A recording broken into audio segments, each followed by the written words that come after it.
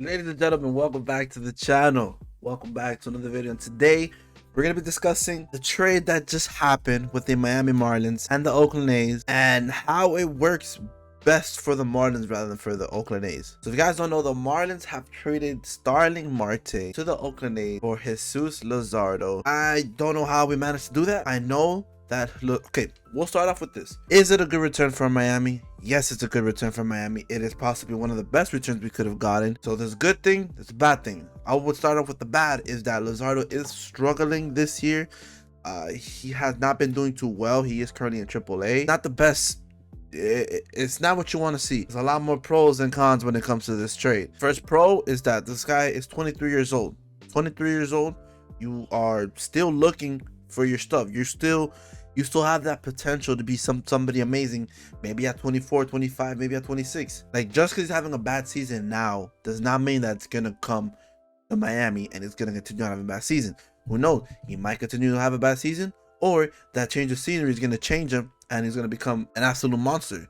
But keep in mind, he is coming back to his hometown.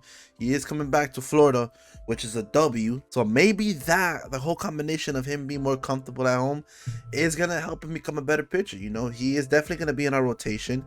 I would suspect that he will 100% be in the rotation in the next coming weeks or so. Maybe even the next 2 days. Maybe he might be in the rotation for the Yankee series coming up this weekend, but he needs to be in this rotation. I don't care if he's struggling. Throw him in there. He might do amazing. He might do bad. You never know unless you put him out there. Another big positive is that Marte is essentially a rental to the Oakland A's, whereas Luzardo is under control for probably about 5 more years with the Marlins. He's 23 years old. Like I said, he's young.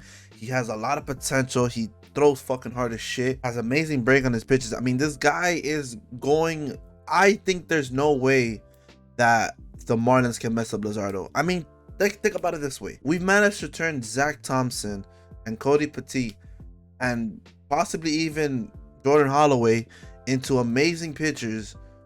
What makes you think that someone like Jesus Luzardo, who already has an amazing work ethic, who is, you know, I would say he's better than Zach Thompson and said names that I mentioned before on the Marlins. Just imagine how well we can develop Luzardo to be in Miami.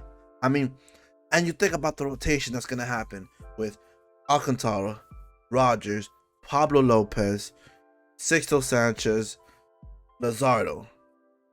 And even if you want to take out the odd man out, which is Pablo Lopez, you take out Pablo Lopez, you have Edwin Cabrera there. You have Max Mayers waiting for you there. You have Jake Eder waiting for you. I mean, it's endless. It's endless. You can this rotation will be good. Our pitching will be good. It's now that we got to focus on the bats. Now, there was a trade made about a couple minutes ago as me recording this. Yimi Garcia going over to the Houston Astros for Brian De La Cruz, an outfield prospect, which we're kind of looking for an outfield, but I mean, I think we're kind of stacked in that position. But the more the merrier. You know, you never really know if Brian De La Cruz turns out to be a monster, because he is hitting 324 with 16 jacks in AAA.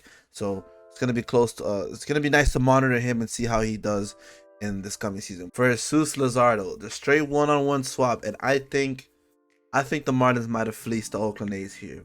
Opinions may be different. You let me know down in the comments down below what you guys think. I think, as a Marlins fan, this is a W.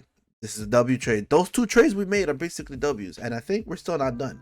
I think there's still some trades that we're still making now. So if anything more comes out, I'll go ahead and make a video on it, folks. But let me know what you guys think in the comments down below. How did you think the Marlins did in this trade? Maybe you could give them a grade A through F. I give them a B plus. I'll give them a B plus, A minus. I'll settle on an A minus then. I'll give the Marlins an A minus on this trade. I think it's a good trade.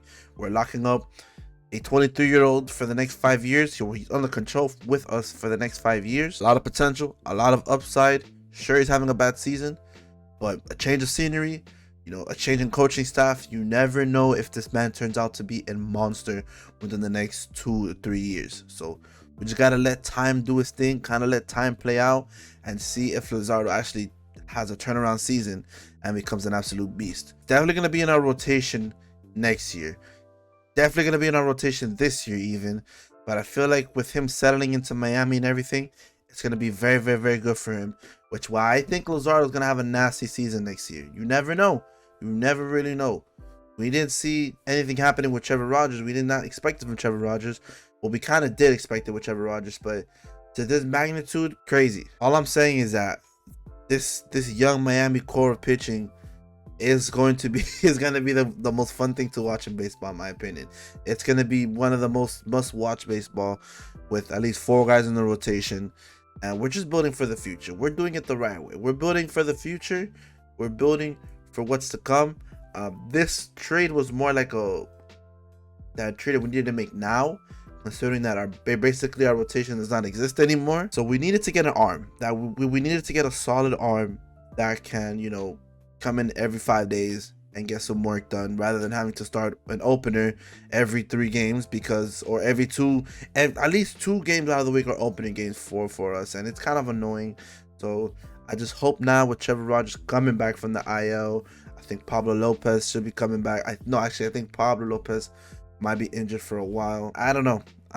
It's gonna be interesting to see what happens, man. But folks, let me know what you guys think down below about this trade, and let me know what trades you think your team should make. So yeah, make sure to hit that subscribe button as well, and I'll see you guys in the next one. All right, peace.